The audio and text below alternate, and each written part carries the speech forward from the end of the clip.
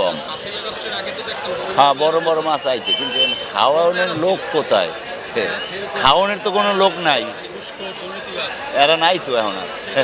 হ্যাঁ, তারা এখন বাজার অবৈধভাবে যারা পয়সা কামাইছে তারা তো আর এখন নাই, এখন খাইতেও পারে না, বেচা কিনেও কম। সবচেয়ে তাজা, সবচেয়ে দামি, সবচেয়ে বড় মাছ পাওয়া যায় বরিশালের চৌমাথা বাজারে। তাই তো এই বাজারে সবসময় ভিড় করেন অবৈধ টাকার মালিক যারা আছেন, কারণ এখানের যে বড় বড় মাছ, এক একটি মাছের দাম 10,000, 15,000, কখনো কখনো 20,000 টাকার উপরে। এই মাছ সাধারণ মানুষ আসলে খেতে পারে না। যারা ঘুষ দুর্নীতি করে অবৈধ পন্থায় কোটি কোটি টাকার মালিক বনে যান, তারাই মূলত এই বাজারে মাছ কিনতে আসেন। কিন্তু গত 5ই অগস্টের পর এই বাজারে ঘুষখোরদের সংখ্যা কমে গেছে। ব্যবসায়ীরা বলছেন যে যারা অবৈধ টাকার মালিক তারা এখন এই বাজারে আসেন না, ফলে বড় মাছ নিয়ে ব্যবসায়ীরা অনেকটা বিপাকে পড়েছেন। এখন দেশের পরিস্থিতিও খারাপ, বিজনেস সব দিক দিয়েই খারাপ মানুষের, এই জন্য বড় কোনো মাছের সেল হয় না, এই জন্য কোনো বেচা বিক্রি নাই, দেখে আমাকে দোকান বন্ধ। এই দোকান বন্ধ প্রায় এক মাস যাবৎ, দিগত অনেক টাকা লোকসান দিয়ে এখন বইয়ে রয়েছে, কিছু করার নেই। ব্যবসার পজিশনই খারাপ, কিছু এই যে মানুষের কিছু হয়তো ছোট ছোট মাছ চলে, বড় কোনো মাছের কোনো ছেলে হয় না। এই যে পাঙ্গাস, এই পাঙ্গাসটার কয় কেজি হবে? এই পাঙ্গাসের ওজন 8-9 কেজি হবে। এটা 8-9 কেজি হবে। এটা হলো আমাদের এই বরিশাল কৃত্রখোলা নদীর মাছ। এটা 8 কেজির মতো আছে। এটা 8 কেজির মতো আছে। এইটা আপনার মনে করেন 8,000 টাকা আছে। 8,000 টাকা 1,000 একটা মাছের দাম 8,000 টাকা। মানে এই মাছগুলো কারা খায় আসলে?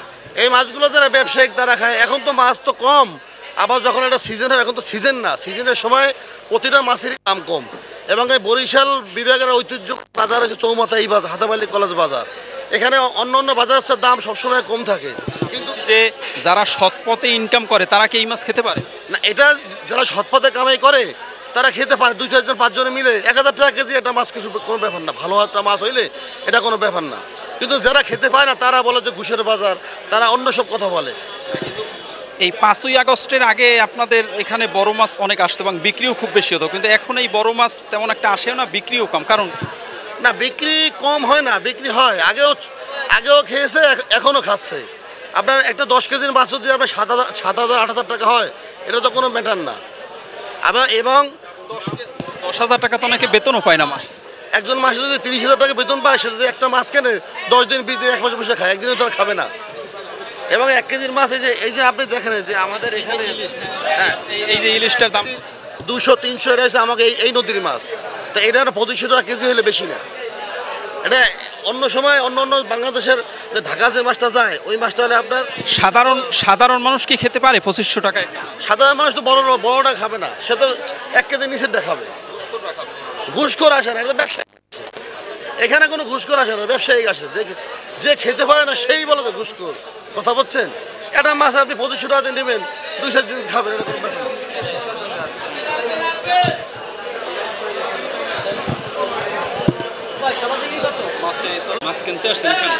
হ্যাঁ, কিনতে আসছিলাম ভাই। এখানে যে আমাদের নাগালের বাহিরে চৌমাথা, এই মাছ খায় ভাই। চৌমাথার একটা বাজারের ঐতিহ্য আছে বরিশাল শহরে, এটার নাম, অপর নাম হচ্ছে চৌমাথা বাজারের অপর নাম ঘুষের বাজার। এইখানে যত বরিশালে আমলা আছে, এমনকি ঢাকা যত আমলা আছে, ঘুষখোর যারা আছে, তারা এইখান থেকে বড় বড় মাছ, তাজা তাজা মাছ কিনে ডাবল দামে বিক্রি করে। সব ঘুষের বাজার ভাই। এখানে আমাকেও নাগালের বাইরে, এগুলো আমরা কিনতে পারি না আসলে। আগে আনতাম 10-12টা আনতাম, এখন আনি না, এখন 2-3টে বা 1-2টা আনি। এগুলো বিক্রি হয় না, কিছু থাকতে যায়, কিছু বিক্রি হয়। এই হয়, খুবই খারাপ ব্যবসায়। অনেকে বলে যে এই বাজারে নাকি মাছের দাম অনেক বেশি। না, তুলনামূলক এই বাজারে মাছের দাম বেশি। এই বাজারে হলো তাজা মাছটা পাওয়া যায়, সব ধরনের তাজা মাছ পাওয়া যায় এই বাজারে, বুঝছেন? ইলিশ মাছ কন, আপনার আড়ি মাছ কন, তারপর বড় বোয়াল কন, শলা চিংড়ি কন, এগুলো সব এই মিষ্টি পানির মাছ, এগুলো পাওয়া যায় এই বাজারে। আমার মতো যারা মধ্যবিত্ত আছেন তারা এখানে আসবেন, বড় বড় মাছ দেখবেন, দাম করবেন, ছবি তুলবেন, ছুঁয়ে দেখবেন, কিন্তু আসলে কেনার দুঃসাহস করবেন না, কারণ এই বাজারে যেমন বড় বড় মাছ ওঠে, তেমনি দামও কিন্তু অন্যান্য বাজারের চেয়ে অনেক বেশি।